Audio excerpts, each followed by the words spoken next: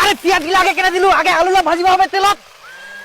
তুই কোন দিয়ে আন্দিস পেঁয়াজ গুলা দিয়ে দিল, তাহলে আলুলা কোনটা ভাজিবে যাই? আরে আলুটা কেনে ভাজি দিন না, আলুটা একদম মাংসের সঙ্গে দিন তো।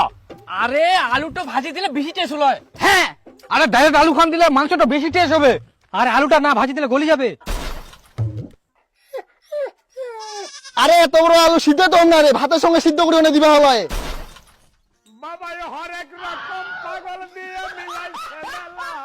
তুই কি আলু ছানা করিব?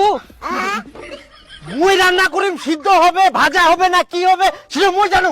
এটা তোর বাড়ি না যে তোর ইচ্ছা মতো রান্না করিব। মুই তোর বেহা করা বউ নাই যে তুই যা কবু তাই মুই রান্না করি। তোর ইচ্ছা মতো মুই কিনা রান্না করবো হবে, ওরা বাড়ির যাই নেতাগিরি করিস। ভগবান, আরে তোমরা কি পিকনিক খাবাইছেন না গন্ডগোল করবাইছেন?